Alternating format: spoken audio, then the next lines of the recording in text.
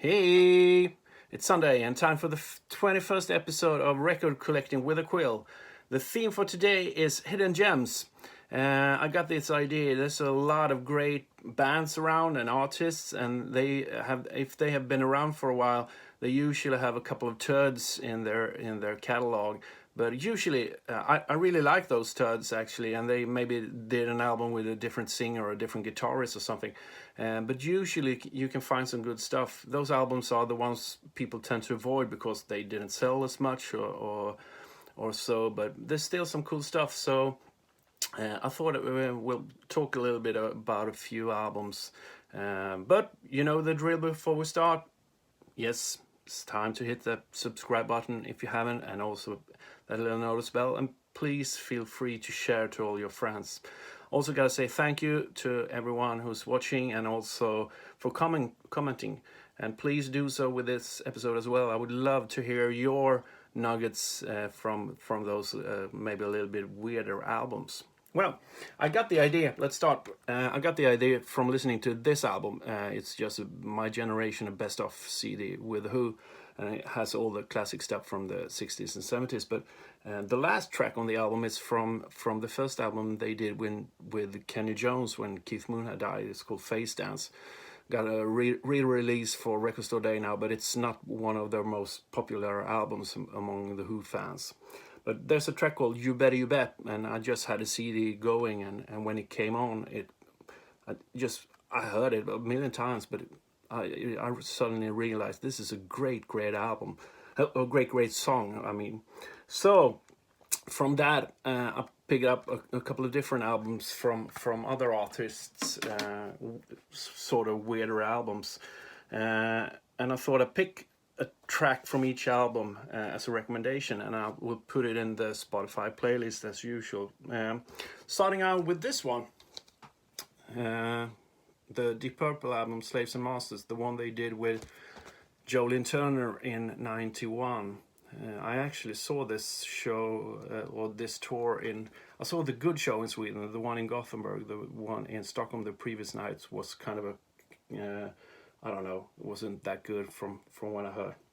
But this album tends to, I mean, most Deep Purple fans tends to see this as more of a rainbow album, and in sort of a way it is, but I still kind of enjoy it. There's some good tracks, and the one I picked from this one is Fire in the Basement. It's kind of a bluesy track, sort of in the vein of Lazy from Machine Head.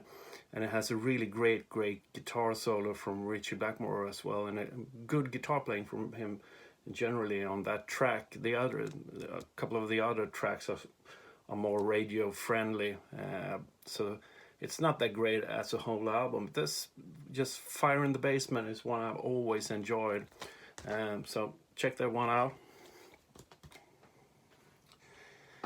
Next one is this one. It's the first Journey album, long before Don't Stop Believing, when they were sort of more of like a prog rock band and Greg Rowley was singing, long before Steve Perry. This is a great album as well. As I said, it's a lot more experimental. It's kind of a progressive as well. You have Ansley Dunbar on drums as well. Played with Zappa and just about everyone. And I've chosen the last track, Mystery Mountain. It's really good, progressive, suggestive as well. It builds a lot, and it's a great hook, great riff in it as well. And I kind of enjoy these early Journey albums. I really enjoy Journey, the more commercial stuff as well. But this is kind of cool, and I think it's an album most people tend to forget, and you rarely have any tracks from these early albums on best of and so forth. So, Mystery Mountain from the first Journey album. Next one, we'll go for CD. Elton John, he's done tons of stuff, but this is his second album, and it was actually Mike Amott from Arch Enemy who turned me on to this album. It has the last track, The King Must Die. It's a fantastic forgotten classic from Elton John. It's sort of a slow ballad with his great piano playing, but then it builds and builds and builds. and sort of a forgotten classic. I mean, he's made so much great stuff, so it tends to get overlooked. And in this album, you have Your Song as the lead song from this album. But listen to the last one, The King Must Die. Fantastic. Next one is maybe not a sort of a bad album in any way, but Johnny Winter, Saints and Sinners, it's called. I don't know. I mean, this is a really popular album in a way, but when you speak about Johnny Winter nowadays, you tend to speak more about the bluesy stuff. But this is more of his rock and roll era in his career, and I always enjoy the first track called Stone County. It's a great track, and as I said, it's sort of forgotten. You tend to listen nowadays more to his bluesier early stuff and the stuff he did later as well. But Stone County, great. And you also have the drummer from Captain Beyond, Bobby Caldwell, the drummer I really love. He's playing drums on this one as well. Plays great. So check that one out as well. Next one. This is generally seen as a big turd. The Harassment, Rock in a Hard Place. This is the album where Joe Perry and Brad Whitford had left the band, and they got two other guys. And this is sort of, I mean, Steven Tyler was in rough shape by this time, and the whole album is not that great. It's kind of, I don't know, shattered all over the place. But the first track, Jailbait, I really enjoy. I think it's up there with the best songs, actually. It's great riff, great singing by Steven as well, and generally a great track. So maybe not the whole album, but the track Jailbait is cool as hell.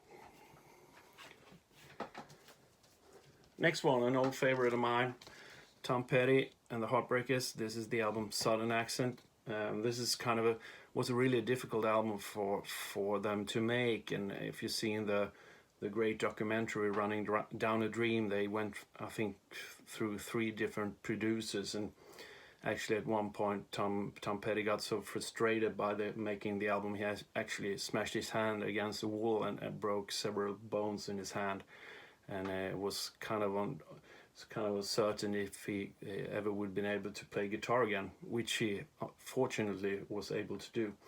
And this is kind of, as I said, they had 3 different producers, and they got a hit song out of it, Don't Come Around Here No More. But the standout track for me from this album is the last track, The Best of Everything. Is totally a forgotten classic. You have Robbie Robertson from the band and made an arrangement for horns as well, that really makes this one stand out and makes it totally different from the rest of the album, and you get more of a, as I said, the band feel. So I think they named actually one of the compilations they made now since he died, The Best of Everything. But check that track out, it's totally worth it. And the last one, maybe not as this one, CC Top Tejas, or how, I don't know how you pronounce it. Maybe not. I mean, they have bigger turds in their collection of albums, but if you compare to coming from Tres Hombres and Fandango, this was a little bit of a letdown. But I really enjoy this one. This is a really nice Japanese pressing I got a couple of years ago. Or years, I think it wasn't that long ago actually. You have a really nice obi, you have a fold out as well. Actually, you have a triple fold out if I remember it, yeah. Ooh. Cool, guys. And this one also came with, yeah, in a sleeve, lyrics, and actually this actually came with a poster as well. Let me see if I can. I don't think I have shown you this one. I haven't. If I have, that's cool. We like that stuff. So from this album I've chosen the track $10 Man. It's a track sung by Dusty, actually, not Billy as usual. And I really enjoy Dusty. He has a more of a raw edge to his singing. I really enjoy. So there's some other cool tracks here as well, but $10 Man, it's super heavy, it's fast, and it's has a lot of groove to it as well. So that's my pick from this album. So I think that's about it for now. As I said, I put each track I mentioned here on the Spotify playlist so you can check them out. And also I would love to hear your hidden gems as well. What tracks do you have that maybe aren't as famous as the most famous ones, but still great? Let me know in the comment section. And also, be sure to subscribe. I've already said that. God, come on, help me. And make sure to follow us on social media as well. It's the Quill Sweden for all the latest Quill news. Well, that's it for now. It's time to go watch the finals in the Euro Cup in football, so I will get ready for that now and sit down and have a cold one or two. And I don't know, who do you want to win, Italy or England? We'll see how it all plays out. See you all next Sunday. Cheers for now. Bye.